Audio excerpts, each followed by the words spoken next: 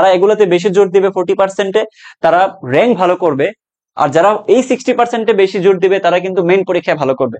যারা দুইটাতেই ভালো জোর দিবে তারা ওভারঅল ভালো করবে, এই হচ্ছে বিষয়। এইচএসসি 25 ব্যাচ এবং 24 ব্যাচ, ফার্স্ট টাইমার এবং সেকেন্ড টাইমার, যারাই আমাকে দেখতে পাচ্ছ, তোমরা নিশ্চয়ই এই একটা প্রবলেম ফেস করতেছে এই মুহূর্তটাতে দাঁড়িয়ে, যে ভাইয়া উদ্ভাসের উইকলি পরীক্ষাতে জঘন্য রকমের মার্কস আসতেছে, ডিজাস্টার একদম। কি করব ভাইয়া, অনেক বেশি ডিপ্রেসড লাগতেছে। আমার সাথে একটা ফ্রেন্ড দেখি, ও কিছু না পড়ে গেলেও খুব ভালো মার্কস তুলতেছে এবং সেন্ট্রাল মেরিটে অনেক ভালো ভালো পজিশন করতেছে। আমার অনেক কাছের ফ্রেন্ড যারা আমার থেকে কম বুদ্ধি সম্পন্ন কিংবা কম পারে, কম মেধাবী, তারাও দেখতেছি ভালো ভালো রেজাল্ট করতেছে। ভাইয়া আমি তো একদম কম পাচ্ছি, ভাই আমি কি করব?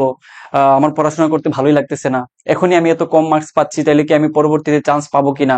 তাহলে কত মার্কস পাইলে আসলে সেফ জোন বলা যায়? কিভাবে আসলে ভালো মার্কস তুলতে পারি? এটা কি পরবর্তী লাইফে আমি যখন মেইন পরীক্ষাতে বসবো তখন কি কোনো ধরনের কোনো চেঞ্জ আনবে কিনা? অনেক ধরনের কোয়েশ্চেন কাজ করে। এজ এ স্টুডেন্ট আমি নিজেও তোমাদের জায়গায় যখন ছিলাম এগুলা আমার ভিতরেও কাজ করতো। সো আজকে আমি তোমাদেরকে সবকিছু নিয়ে আলোচনা করবো, একদম ক্লিয়ার করে দেওয়ার চেষ্টা করব, যাতে করে তুমি এই ধরনের প্রবলেম আর ফেস না করো। ওকে, সো লেটস স্টার্ট। আচ্ছা, দেখো প্রথমত হচ্ছে যে একটা কোয়েশ্চেনের আনসার আমাকে দাও, যে কতটা জরুরি মনে করতেছো তুমি নিজে এটাকে। আমি তোমাকে কোয়েশ্চেন করবো যে তুমি কতটা জরুরি মনে করতেছো উইকলি এক্সামটাতে।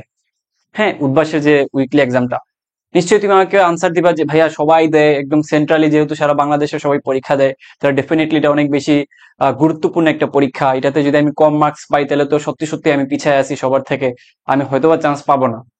আমি তোমাকে যদি আমার জায়গা থেকে আমার এই অনেক দিনের অভিজ্ঞতা বলো, আমার যেই ফ্রেন্ডরা ভালো ভালো জায়গায় আছে, ব্রুয়েট, কুয়েট, চুয়েট, বুয়েট, সাস্ট, যত জায়গায় ভালো পজিশনে আছে তাদের সাথে কথা বলে এবং নিজের অভিজ্ঞতা থেকে আমি তোমাকে বলবো যে এটা আসলে যতটা জরুরি আমরা মনে করি তার 10%ও দাবিদার রাখে না।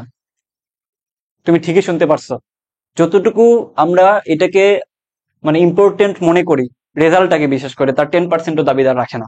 কেন আমি তোমাকে বলি, নিজের এক্সপিরিয়েন্স থেকে বলি। এই যে দেখো, মার্কস কম বেশি এটা আসলে ডিফার করে কিনা, পার্সোনাল এক্সপিরিয়েন্স থেকে বলি। তো আমি জাহিদ হাসান, পড়াশোনা করছি বর্তমানে শাহজালাল বিজ্ঞান ও প্রযুক্তি বিশ্ববিদ্যালয়ে ইন্ডাস্ট্রিয়াল এন্ড প্রোডাকশন ইঞ্জিনিয়ারিং বিভাগে। সো আমি আমার পার্সোনাল অভিজ্ঞতা থেকে যদি বলি, আমি যখন উদ্ভাসের পরীক্ষাগুলো দিতাম, অ্যাটেন্ড করতাম রেগুলার, আমি কিন্তু উদ্ভাসের একাডেমিকেও ছিলাম এবং আমি তাদের মেইন প্রোগ্রামে ছিলাম এডমিশনের। তো আমার ক্ষেত্রে যেটা হয়তো, আমি ওই উইকলি এক্সাম গুলাকে সব থেকে বেশি প্রাধান্য দিতাম এবং যেটা হয়েছিল, আমি কোয়েশ্চেন প্যাটার্নটা ধরে ফেলতে পারছিলাম যে ওনারা কোথা থেকে কোয়েশ্চেন করে এবং মার্কসটা কিভাবে বাড়ানো যায়। যার দরুন আমি প্রত্যেকটা উইকলিতে টপ 200, টপ 100 এই ধরনের রেজাল্ট কিন্তু আমার আসতো। এবং আমি তখন ইমমিচিউর ছিলাম, এই ইমমিচিউরিটির কারণে আমি এই রেজাল্ট গুলা কিন্তু আমার ফেসবুকে স্টোরিতে দিতাম, হোয়াটসঅ্যাপের স্টোরিতে দিতাম। তো এগুলো দেখে সবাই ভাবতো আরে এই ছেলে তো প্রচুর মেধাবী, এত শিওর ভালো কিছু না কিছু একটা করবে, বুয়েটের এটলিস্ট টপ 100-এর ভিতরে থাকবে, এই ধরনের কথাবার্তা আমাকে সবাই বলতো। তো ওই জায়গা থেকে আমার ভিতরে একটা আত্মগরিমা সৃষ্টি হয়েছিল যে আসলেই তো আমি মেধাবী, আমি তো আসলে অনেক কিছু পারি। ওই জায়গাগুলো থেকে যখন আমি নিজের ভিতরে একটা আত্মগরিমা বা আত্ম অহংবোধ সৃষ্টি করলাম, তখনই কিন্তু আসল বিপত্তিটা বাঁধলো। আমি যে মেইন পরীক্ষায় প্রিলিতে টিকলেও বুয়েটের রিটেনে টিকতে পারি নাই। অন্যদিকে আমি দেখছি আমার অন্য একটা ফ্রেন্ড, সে উইকলিতে ভালো করতেছে না, সে কম্পারেটিভলি কম মার্কস পাচ্ছে। প্রত্যেকটা পরীক্ষায় তার আসলে পজিশন নিয়ে কোনো থিঙ্কিংই ছিল না। সে দেখা গেছে যে 1000-এর ভিতরে ছিল কিংবা 1000-এর বাইরে ছিল, কখনো কখনো 5000, 6000, 7000-এর মতো ছিল তার সিরিয়াল। দেখতাম যে সে কনসার্নই না এগুলা নিয়ে, কিন্তু সে সুন্দর মতো এখন বুয়েটের আইপি নিয়ে পড়াশোনা করতেছে। তো তোমরা কি বিষয়টা ধরতে পারতেছো? মেইন থিং হচ্ছে যারা ভালো করতেছে, যারা উইকলিতে ভালো করতেছে, আমি আবার তোমাকে বলতেছি, খেয়াল করো, যারা মেইন যে উইকলি তাদের পরীক্ষাগুলো নিচ্ছে এগুলোতে যারা ভালো করতেছে তাদের মধ্যে কিন্তু অ্যাটলিস্ট 30% থাকে যারা কিনা হচ্ছে প্রিভিয়াস ইয়ারের কোয়েশ্চেন গুলো দেখে যায়, প্রিভিয়াস ইয়ারের কোয়েশ্চেন গুলো দেখে যায়। তারপর হচ্ছে মাস্টার যেই কোয়েশ্চেন ব্যাংক আছে উদ্ভাসে ওটা দেখে যায়। তারপর হচ্ছে তারা দেখে যায় কনসেপ্ট বুক, তারপর দেখা যায় তারা প্র্যাকটিস বুক।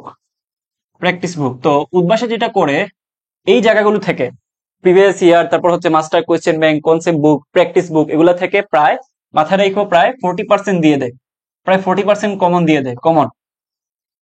তো আমি হচ্ছে এগুলাকে বেশি ফোকাস করতাম। কিন্তু বাকি যে 60% যেটা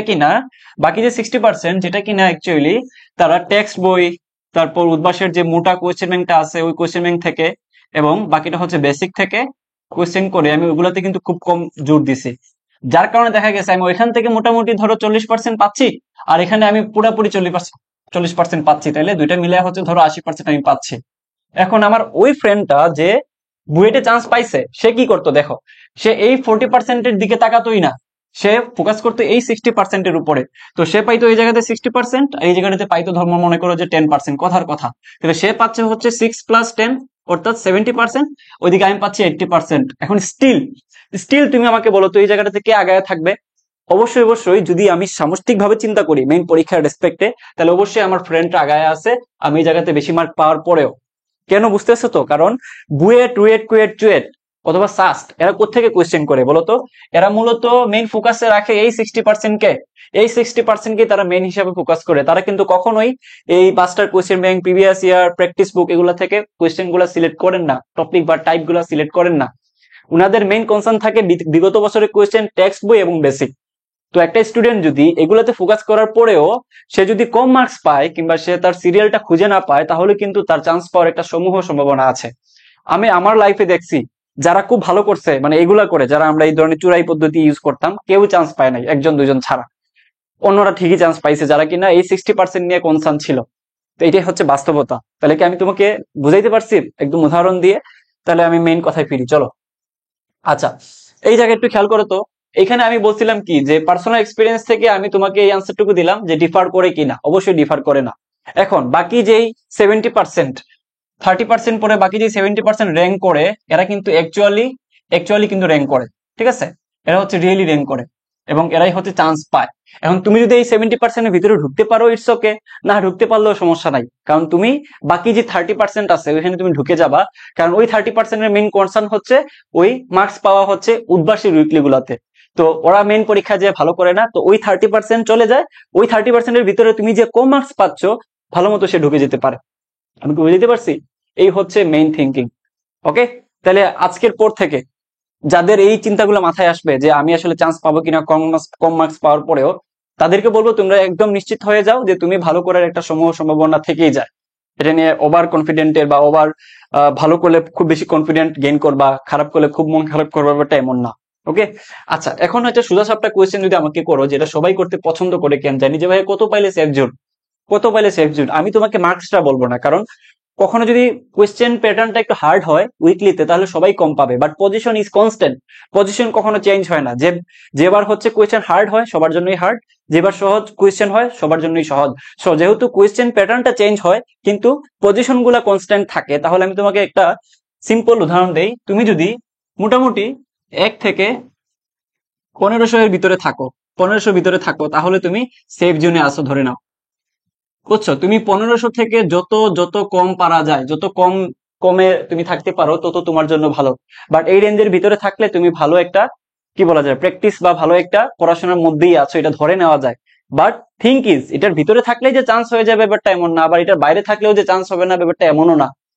খেলা কিন্তু এডমিশনে অনেক ভাবে ঘুরে যায়, অনেক ভাবে ঘুরে যায়। সো অবশ্যই অবশ্যই এত বেশি ওভার হাইপড কিংবা ওভার কনফিডেন্ট, লো কনফিডেন্ট, এই কোনোটারই দরকার নাই। নিউট্রাল পজিশনে থাকো। নিউট্রাল পজিশনে থেকে মেইন থিং যেগুলো আছে, যে ভাই আমার 60%-এ ফোকাস করতে হবে, ওই 60%ই তোমার মেইন ফোকাস নিয়ে আগাও। পরবর্তীতে তোমার নসিবে যা লেখা আছে, কপালে যা লেখা আছে, ওইটাই হবে। অনেক স্টুডেন্ট আমি দেখছি বুয়েটে টপ 10-এর ভিতরে থাকার কথা, দেখা গেছে যে পরীক্ষায় দিতে পারে নাই, কিংবা যে পরীক্ষা দিছে টপ 10-এর ভিতরে থাকার কথা কিন্তু সে ওইখানে চান্সই পায় নাই। সম্পূর্ণ জিনিসই হচ্ছে কি বলতো, ওই 1 ঘন্টা বা 3 ঘন্টা বা 4 ঘন্টার ক্লাসের উপরে প্রিলি সহ। বোঝা গেছে? আচ্ছা, এখন আসো যে ভাই কিভাবে মার্কস পাবো বেশি বেশি। এখন যাদের কনসার্ন হচ্ছে যে ভাই আমার 60%-এর উপরে আয়ত্ত আছে, এখন আমি চাচ্ছি যে মার্কস পাইতে, কি করবো? দেখো, আমরা চোরাই পদ্ধতি যেটা করতাম আমার সময়ে, দেখো আমি যেটা করতাম আমি তোমাদেরকে সেটা শিখিয়ে দিচ্ছি, খেয়াল করো। তুমি যদি কোয়েশ্চেন ব্যাংকটা সলভ করে যাও ঠিকঠাক মতো উদ্বাসের, এবং তুমি যদি টেক্সট বইটা ঠিকঠাক মতো পড়ে যাও, তাহলে এই কয়েকটা জায়গা থেকে তুমি মোটামুটি 60% কমন পাবা, যেটা আগেও বলছিলাম। আর বাকি তুমি 40% পাবা নিচের এগুলো থেকে, কনসেপ্ট বুক, মাস্টার বুক, প্র্যাকটিস বুক, বাকিগুলো তুমি এখান থেকে পাবা। তো এগুলো যদি করে যাও, এবং প্রিভিয়াস ইয়ার প্রিভিয়াস ইয়ার এগুলো মিলে তুমি বাকি 40% পাবা। আর 60% পাবা তুমি হচ্ছে বেসিক, উদ্ভাসিক, কোয়েশ্চেন ব্যাংক, টেক্সট বুক। তাহলে এই হচ্ছে তোমার ব্যাপার স্যাপার। তো যারা এগুলোতে বেশি জোর দিবে 40%-এ, তারা র্যাঙ্ক ভালো করবে। আর যারা এই 60%-এ বেশি জোর দিবে, তারা কিন্তু মেইন পরীক্ষায় ভালো করবে। যারা দুইটাতেই ভালো জোর দিবে, তারা ওভারঅল ভালো করবে। এই হচ্ছে বিষয়। ওকে, আর যারা হচ্ছে, একটু ছোট করে বলে নেই, সাস্টের জন্য হচ্ছে আলাদাভাবে প্রস্তুতি নিতে চাও, তাদেরকে বলবো আমাদের এই যে জাহিদ মেথর গ্রুপটা যেটা আছে ওটাতে যুক্ত হও, তাহলে তুমি সাস্টের জন্য খুব একটা কম্প্যাক্ট প্রিপারেশন নিয়ে ফেলতে পারবা। কারণ তোমরা জানো কিনা জানি না, একটু খেয়াল করো এখানে আমাদের কিন্তু এই যে সার্চ রিমার্স 2.0 তে স্টুডেন্ট আছে কতজন দেখো, পেড ব্যাচে 442 জন, শুধুমাত্র সাস্টের ওরিয়েন্টেড যে কোর্সটা, এবং 25 ব্যাচের জন্য যেই কোর্সটা ওইটাতে আমাদের স্টুডেন্ট আছে কতজন দেখো, ওইটাতে আমাদের স্টুডেন্ট আছে প্রায় 131 জন। বেশি দিন হয় নাই কিন্তু, 2টা ক্লাস হয়েছে মাত্র। তো বুঝতেই পারতেছো সাস্টের জন্য কতটুকু ফেমাস আমাদের এই কোর্সগুলা। প্লাস শুধুমাত্র সাস্টের কোর্স যারা ভর্তি হয়েছে তাদের সংখ্যাটা কত দেখো, 79। বেশি দিন হয় নাই, জাস্ট 1 সপ্তাহ হয়েছে। সো যারা ভর্তি হইতে চাচ্ছ তারা আমাদের ডেসক্রিপশন এবং কমেন্ট বক্স চেক করে দ্রুত ভর্তি হয়ে যাও। আল্লাহ হাফেজ।